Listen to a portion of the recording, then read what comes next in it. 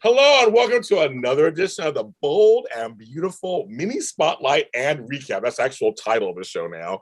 I'm James Lott Jr. And we have, of course, I'm not by myself because it would be boring. I have Tami Ovea and I have Amanda Russ. Hello, ladies. Hi, guys. Hi. We are here. We're about to give you 2 hours, but it'll be two separate shows because our guest that's coming out after this deserves her own show. And that's Kimberly Brown. So that will be on at 1 o'clock. That's a whole separate show, folks. We're talking strictly all things Sheila. That is coming up right after this. Before that, though, I just finished talking to Joyce Guy, who plays Phyllis Caulfield on GH. It's a great, fascinating interview from being an Army brat to going to all-black college to how she got on General Hospital. Very unique way she got on General Hospital. So you want to watch, it's out now. So check it out after you watch all these. Then go back and watch that. And of course, the three of us were on Y&R Mini Spotlight this morning, so check that out later also.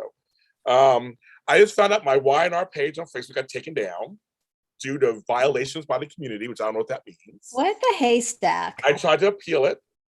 It's the fourth time that when I change the title to Y&R or Young and the Restless, it gets taken down. And it's not Young and the Restless. I have talked to them. They have no problem with me naming my show. They have no problem. But for some reason, the last 2 years, they keep unpublishing my page. So I don't have a page on Facebook. I'm not doing it again. I said, screw it. I'm not doing it again. So that's done. There'll be no Y&R page for me on Facebook. But there is one on Instagram. So go ahead and like that page, Y&R Mini Spotlight. And then on this, of course, Born Beautiful Universe is on Facebook. It's on Instagram. You can follow, and on Twitter. So you can follow all those there too. We get lots of new viewers, lots of new followers. Thank you so much. We appreciate that. But I know the Y&R one, I have no idea why. Hello, you guys joining us, coming in here, joining us. Okay, so I have to do this disclaimer.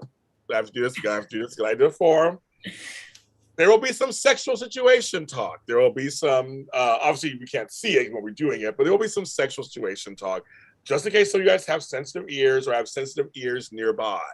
So I'm telling to you, that's just your spot right now to make arrangements. Watch it later, fast forward, or watch it when you can't watch people. But we're going to be talking about one of the storylines that has to deal with a sexual situation. So I'll make sure I say that. Someone said last time they appreciate, they sent me a message, they appreciate that. I said that last time, actually. They appreciate that. So I'm going to do it again, because the storyline calls for it. So I'm going to censor myself. Hello, everybody. Hello, Michelle D. Hello, Simone. Hello, George. Okay, well, there's two storylines. So we'll do the smaller one of the two, just because it wasn't really, well, there was like a little bit of movement, I guess. I see Amanda's face already getting ready. I just thought, so I said, I go, wait, but there was. So there was a dream.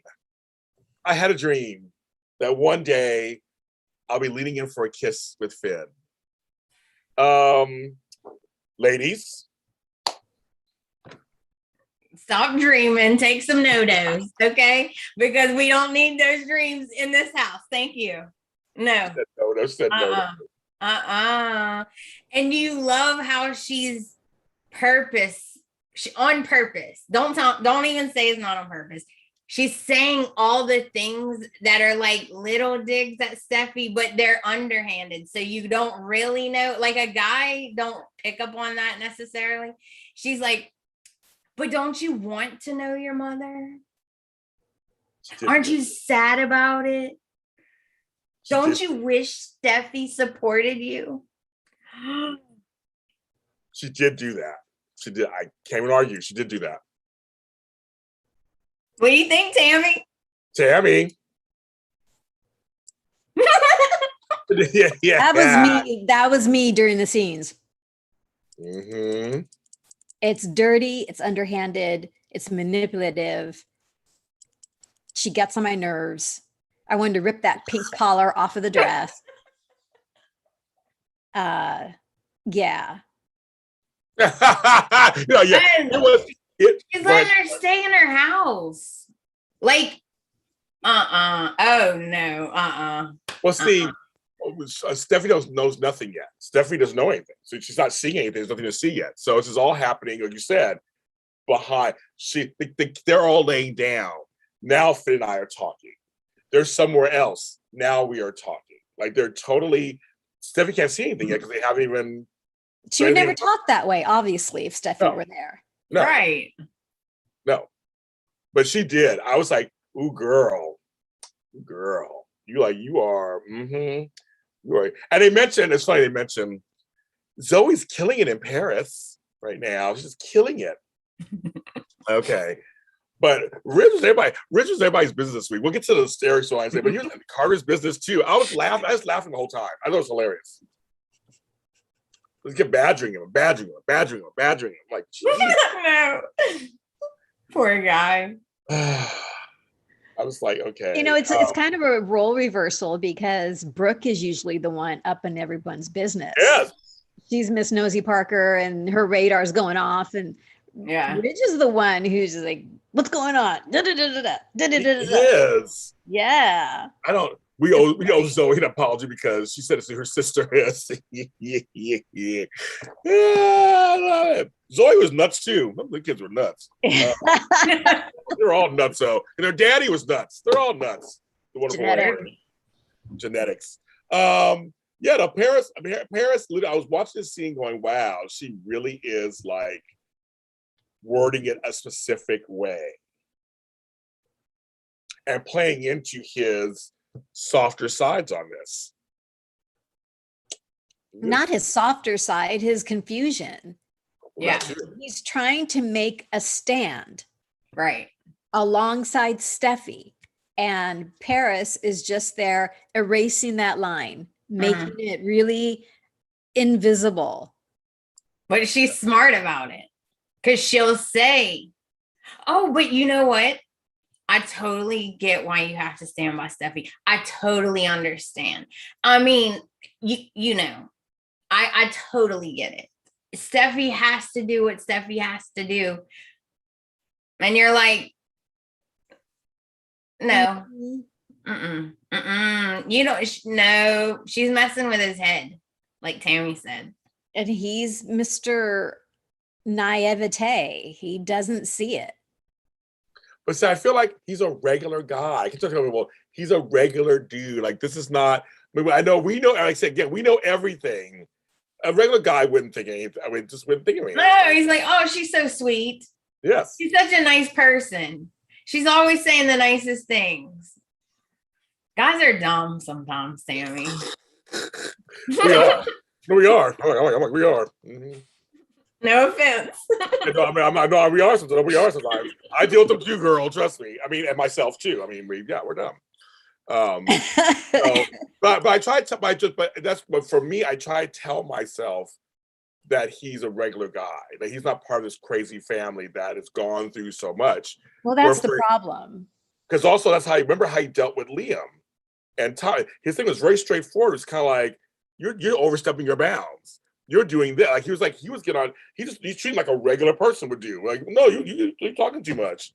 He's not putting in account that their history is this messed up incestuous thing. He doesn't know that. He's like, oh, okay. He didn't know that. So I try to remember myself thinking that's kind of that's kind of how I'm waiting for this. I was waiting for her to say, I understand being conflicted about being parent because evil baby is stealing dad. Yeah, they don't mention her life. Right now, she's all about it. When they did that little dream and she's leaning together, like, oh, they're actually going there right now too already. Because Sheila was silent this week, which is scary. And I was thankful for that. Yeah, we get a little break. It's a lot. Whenever she's on, it's a lot talked about. Yes. So it gives me personally time to kind of like, okay, regroup. Because I know next week she's probably going to be back on again, and like I got to brace myself. Right? Yeah. Okay. The other storyline that was all. We'll see when that happens. The other storyline.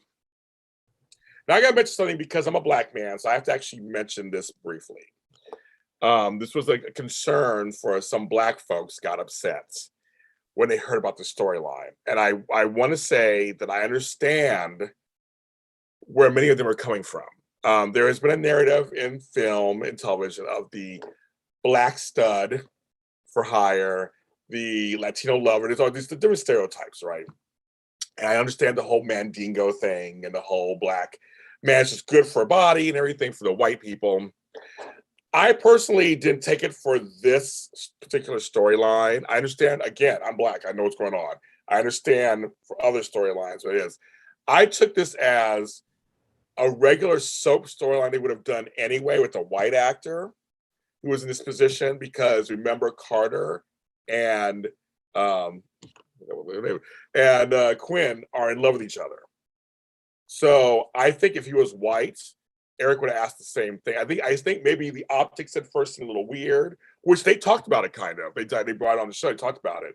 But there was a lot of ire that happened. We were messaging me, like, how can I watch the show and all that stuff. I personally, as a Black man who understands the history of cinema and how it's portrayed and things, I felt this was, we're giving Carter and Lawrence St. Victor regular storylines that would normally happen. So I just want to make sure I get that kind of clear, because folks are getting mad at me, and I was like, I stand by whatever I stand by. But I feel like this situation was more of a storyline thing, not necessarily a race thing. So I make sure I just say that. With that, now with that, they were considerably offended and upset about this whole situation, which they should have been. But Eric was breaking my heart. So, ladies, I mean, so as we get, I'm not talking about the last half of the week, but the first half of the week, where this is all kind of the talks, everything's happening, and Ridge badgering his father. Jesus, like, Ridge, take a time out, please. Take a Percocet or something and go lay down. Like, you're just like attacking him.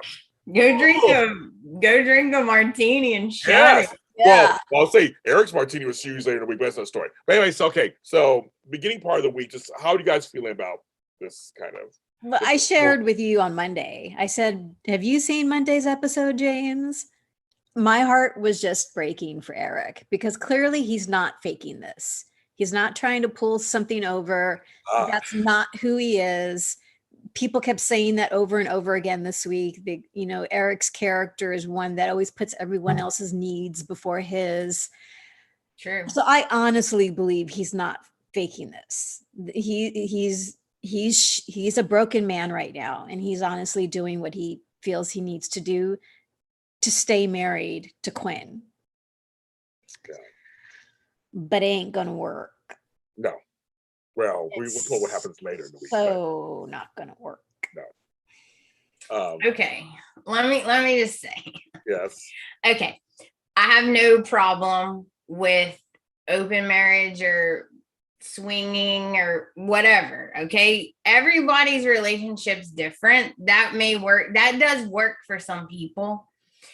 But his big mistake is that they already have feelings for each other.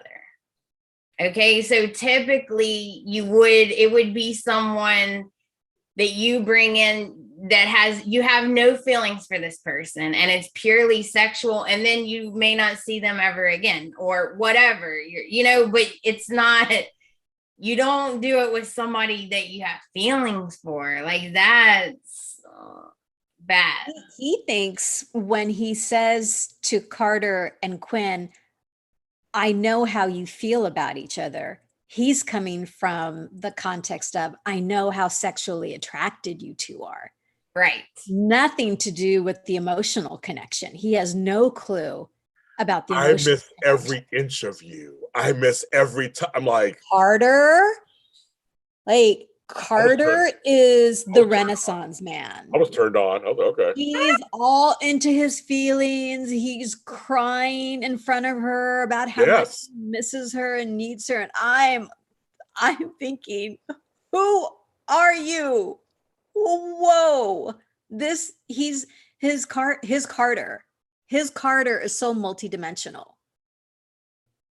Yeah. Now, going back, James, to your point, about getting all this backlash, I had brought up a couple of weeks ago, like, I didn't like Carter being relegated to the role of a stud. You did say that. You totally said that it. was my initial reaction. Right. Like, whoa. Because it wasn't a race thing for me. It was a cheapening of Quinn and Carter's relationship thing for me.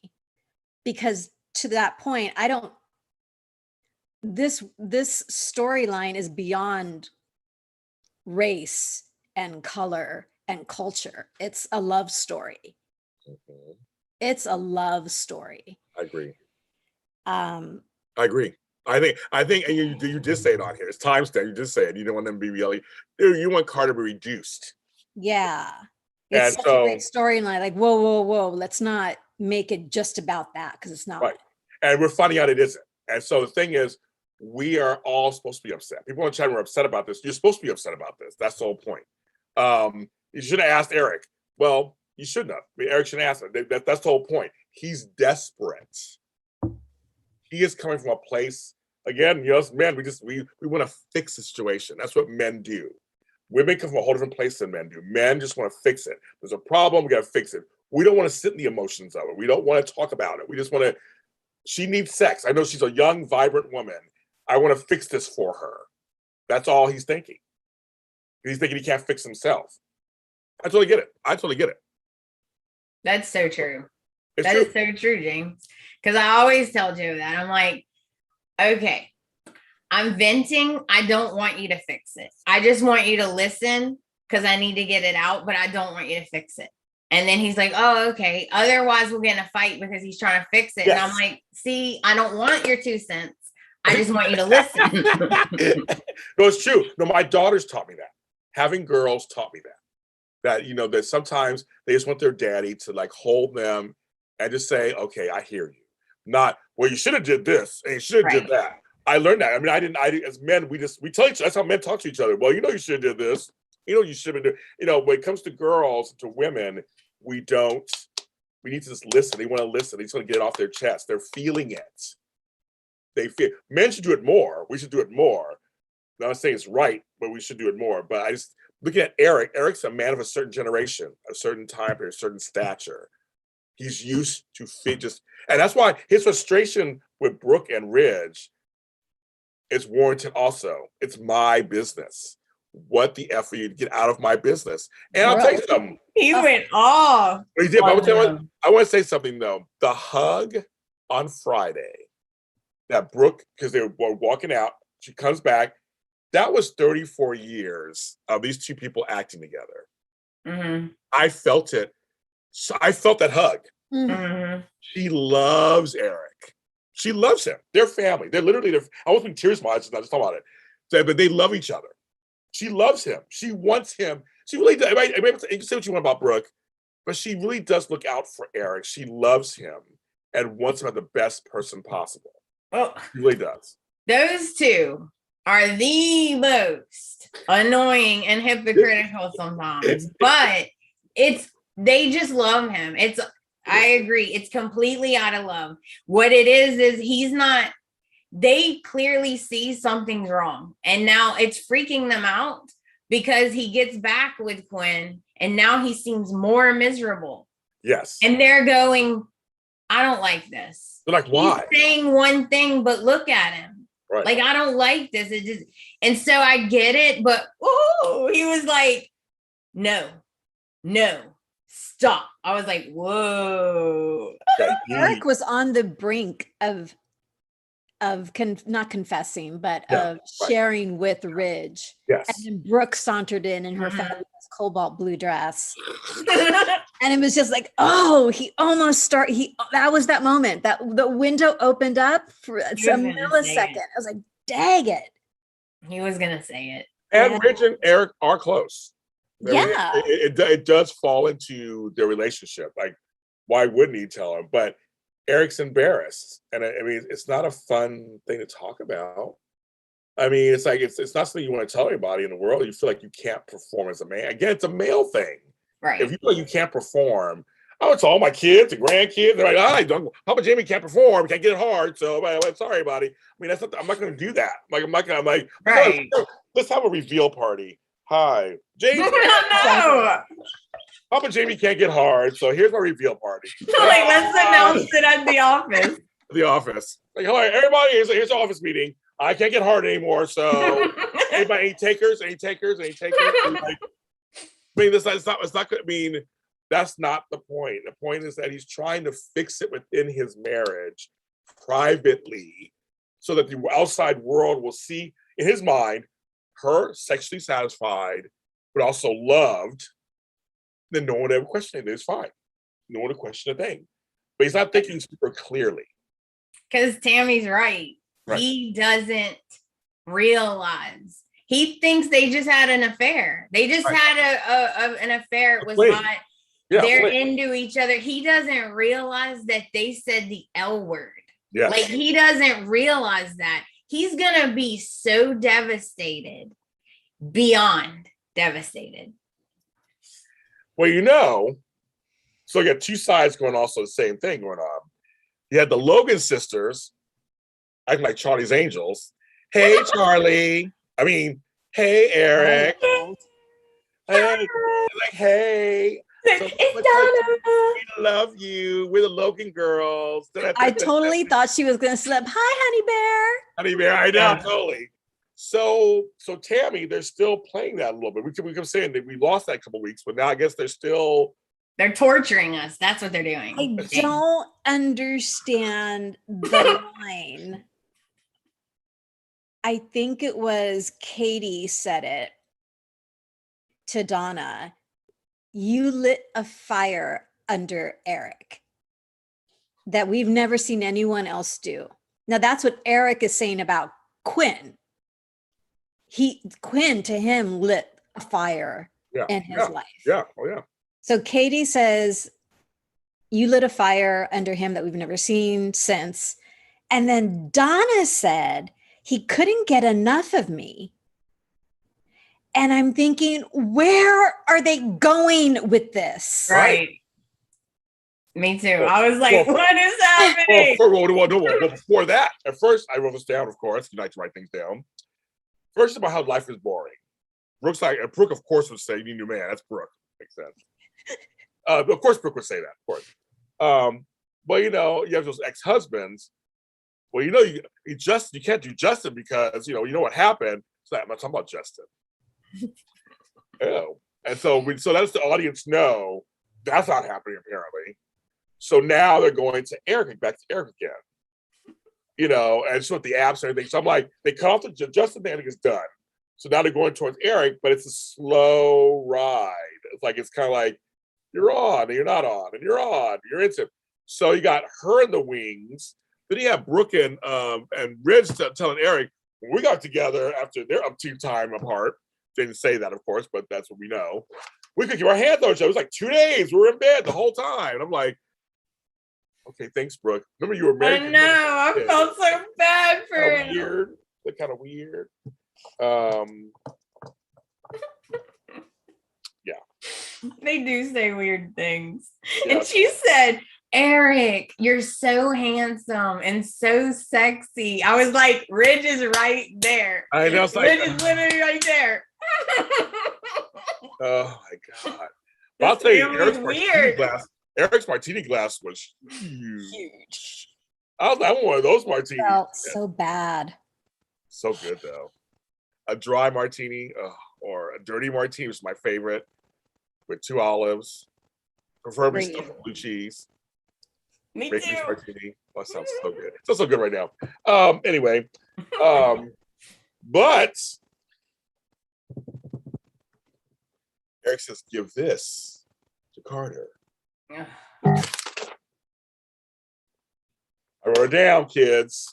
So it's like, what's he giving to Carter? Like, it's like, so like, it's not divorce or anything. It's kind of weird. So she shows up, opens it up. No, let's back up first. Oh, she yeah. shows up, he opens a door, and I'm screaming at the television, do not set foot in the apartment. I was like, button your shirt up. If you set foot in the apartment, you will not leave. Game over. Done. 1 toe, Tammy. 1 toe. Game done. It's like it's the vortex. The vortex. She was standing at the door like, no. Yeah, the vortex. Okay, well, so now that we're caught up, because this thing makes me laugh. Because there's such a weird, ridiculous plot point, but here you go. Tonight is yours, Eric.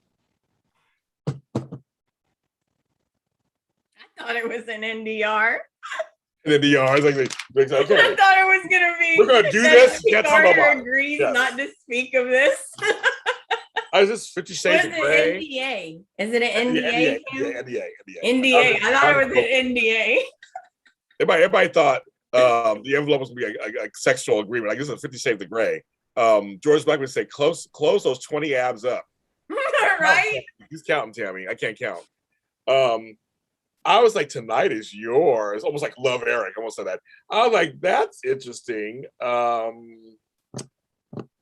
And as we left on Friday, what were they doing, ladies? Getting it on. What were they doing, ladies? Speaking of that, Kenneth in the chat says, when I saw Quinn and Carter, I played the Marvin Gaye song, Let's Get It On. Get it on. Let's get it on, baby. It's Right? I'm sorry. I could not say no to that. Oh, I couldn't either. Hold up. they're just gonna feel horrible. And but in the moment, it's gonna feel good. It's Carter. Because he was dreaming about her all week. He was dreaming about her. And their love making. All right. You know what? The only way this will work is if they tell Eric the truth. That's the only way it's gonna work. It ain't fair that he don't know they have real feelings. Like, that's not fair. No, He's but okay, being honest. but oh shit. Well, yeah, I think the spirits are coming in. My clippers fell. See? It agrees with me. No, here's my thing. The point is, we wouldn't even be in a situation if it wasn't for Eric, though. Eric came to them. They're trying to close down their feelings, mind their own business. And Eric came to them and said, here's an indecent proposal. Hello? You didn't be here. And you're right, the vortex happens. If I'm standing in front of this big chocolatey man who has great abs and a great body, I'm not turning it down. Sorry. I don't care who he belongs to. I'm not turning it down. That's it. I'm taking it. Hello? You said I'm taking it. I'm taking it. I'm like, hello, right with this chiseled, beautiful Take right big here. chocolatey man for 500. 500. I'll take it. I'm like, I mean, he's beautiful and everything. I'm like, hello. I take it. But yes, you're supposed to be upset, folks out there, that he's kind of pimping out his wife, so to speak. You should. That's the whole point. He's not pimping out his wife. These are two consenting adults. but saying the whole thing is Quinn's not doing anything against her will here. Oh, she sure ain't. No. No, but my thing is, I'm just trying to say that the whole thing is, you're right. The whole thing is, you're supposed to feel something because they are a married couple. He is not acting rationally. Eric is not acting rationally. That's the point. So everybody in the chat who has these feelings, I say yes. You have absolutely. It's a controversial. It's controversial. Topic. It's very controversial, and I get it. To Tammy's point, whenever it first happened and Eric said it, and even Carter had a moment of like, he had a moment where, to me, I read it as, whoa, like, I'm a person with feelings. Yes. Like, this is a lot. Like, you can't just put me as a stand-in for you. Like, I have feelings. That doesn't. I work for you, but you can't tell me what to do in my personal life. Right. I thought that was brilliant. That was brilliant. He did say that. He stood his ground. Yeah. But now that she entered the loft, now it's, you know what? I was thinking about it. Since Eric is okay with it, it's really not that disrespectful now, is it? Right. It's like, we're not really doing anything wrong, right? Right. She was like, Exactly. That was it. Wow. That's it. She was it. She was it. I mean, she was like, we can't fight it right now. It's gonna just tear me apart because Eric is gonna get what he wants. Quinn and Carter are gonna continue this. And when Quinn's not there, Eric's gonna know where she is, and it's going to eat him up alive. It's just going to destroy him. Yes. And then he's gonna see something where he can clearly see that they have real feelings, and it's gonna make it worse. You're right, Tami. Who is he going to confide in? Do you think it's going to be Donna? It better be. They are torturing me with this. It better be Donna. That's what I'm saying. I'm thinking to keep bringing her up. So it's kind of like, well, then, like we always say, as Matt Atkinson said to you on the show, I just love that you said this to you on the show. It's a soap opera. They never bring things up and not follow through with it at some point. So I'm assuming the way Bold and Beautiful does, which they do this sometimes, they stretch things out. They're waiting for the right time to get Eric and Donna together. They must be trying to work towards that. They must be trying to find a way to get there. Yeah. So some folks said they want a Lee and Eric relationship. She's totsy. So I'm like, she can go anybody because when she finds out about Jack, Lee will be looking for the man. But no, I think they're trying to find a way to bring Donna in. I mean, I feel like there's some ways you can do it, but they just haven't done it yet. But they're trying to find a way to get them together, I think. Yeah. So it would behoove him to talk to Donna about it as she awakens his sexuality, possibly.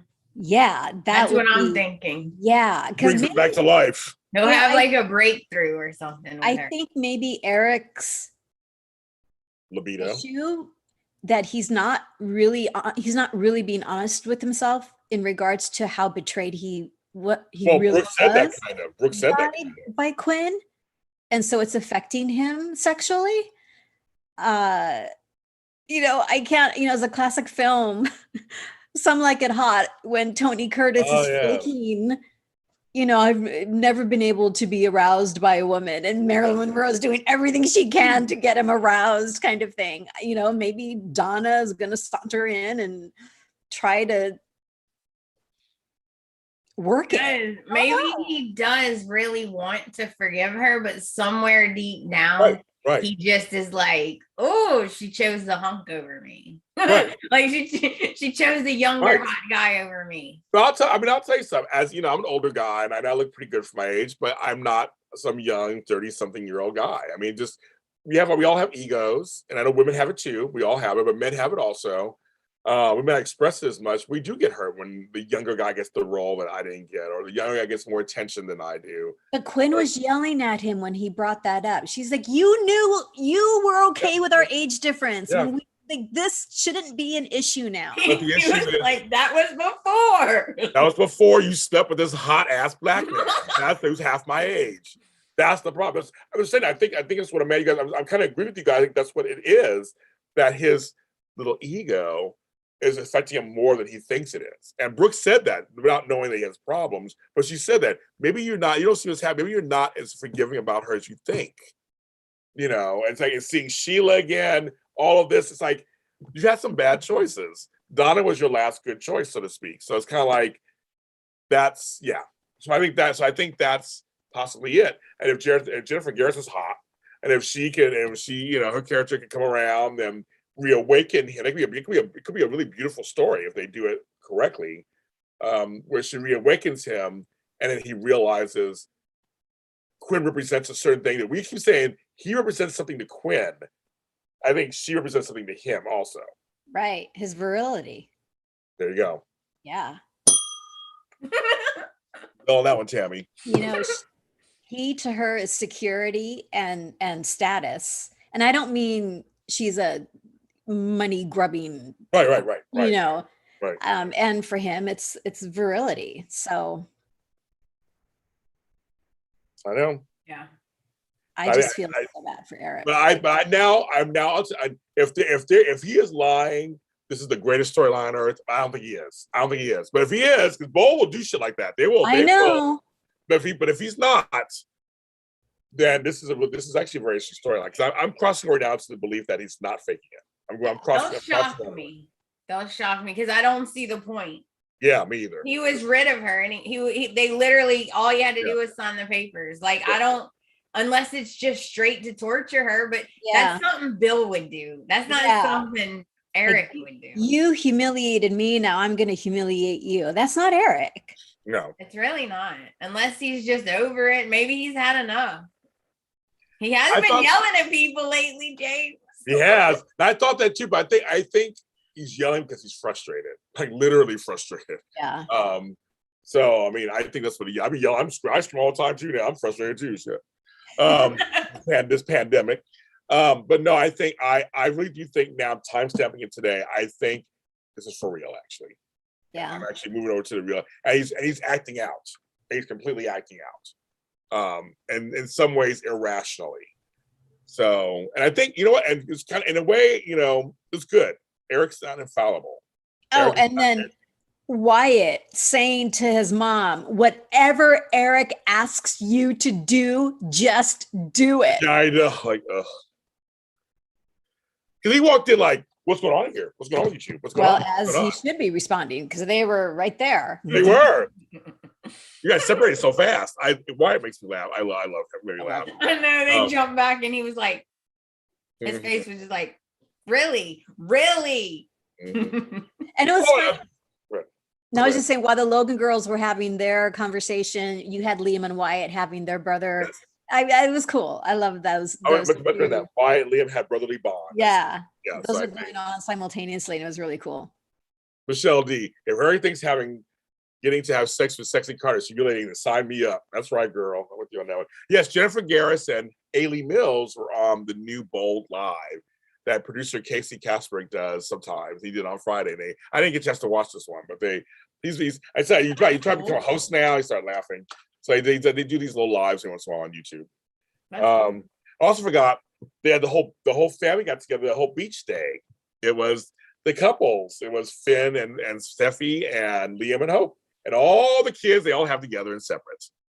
So they were all together. So that was very interesting. Oh, it was cute. It was cute. That's what they've been wanting all this time. Blended family. Blended family. And then and everybody looked hot. They all looked hot. And then when Steffi and Finn were kissing and Paris walks in, and she was all looking at him like, it was me. Oh, sorry, I jumped. I'm sorry. I don't know what happened. I just walked in and stared at you guys. It was funny. That? Paris. Obviously. God, what else is she doing, James? She's trying to get on some Finn. Like looking in the keyhole. Hey, now we've been in the vortex of Tanner Novlin. I'm like, I'm in. I'm in too. If I get near him, I don't blame her. I don't blame her either. I'm like, I'm in that vortex too now. Now that we talked to him, and I felt so giddy. I was like, I was not. Casey brought me up. Oh, he did on the show? Oh, well, I'll have to watch the episode then. I didn't know that. Thank you, Johnny. He brought you up, James. Oh, wow. Okay. Didn't know that. I've been brought up on several shows recently all of a sudden. People are talking about me. But I mean. Can I say one thing? It's hot too. Go right ahead, girl. Go right ahead. I just want to give a shout out to Thorsten. Because when I don't normally comment, but when Ridge walked in and he was like, hey, Carter, what's up? And he was being all nosy. He walked in and I was like, let me just rewind that. He looks so good. I was like, hello, what's he doing? No, the men are all getting upgrades, apparently. They're like the pandemic. They're all of them. 2.0, man. They're like, we got to step in. We are the bold and the beautiful. So they're working it out. That's why, Amanda. I was like, he looked good. I do have to say that Hope's comment about wanting 20 more children. Oh, yes. Liam and I had the same reaction. She would. Girl. Steffi, anytime you feel overwhelmed, if you think Sheila's going to be an issue and you want the kids to stay with us, I'm like, girl, stop. Just stop. She wants that, of course. She wants to be Big Mama. They need a larger place. Come on, get out of the log cabin and get a larger place. That log cabin. But I want them to have their own house. Do they have a bedroom? Do they have a bedroom? We've never. We've never seen it. Because they're always making the love in the living room. I don't know. That's a good question. I've never seen it. They walk into other rooms. Kids take up both of the rooms. It's probably like a 2-bedroom, and then they always on the floor in front of that fireplace. On the couch. So I mean, that couch does look comfortable. It's like a comfortable couch, It does look good. I don't know, kid. It's like Carter's couch. It gets more action than the bed upstairs. It sure does. Why go those little spiral staircase? Stay downstairs. Shit. I know what they could do. They could move Katie into Bill's because you know that's going to happen. And then have Liam and Hope by Katie's house. There you go. And then Donna can move to the cabin. Problem solved. There you go, B&B. Did it for you. Love it. Done. It's just, yeah, good. Well, we're going to end it here because in about 10 minutes or so, when we're doing we're going to be talking to Miss Sheila Carter's portrayer, Kimberlyn Brown. You know where you can find us, all that kind of stuff. I'm not going to say that we don't know where to find us. But we will be back. So it's a whole other link and everything. But come back here again. And we will see you next week. Of course, we do another recap of The Bold and Beautiful for the week. We'll see what happens, see if Sheila's back and all that kind of stuff. Everyone, take care of yourself.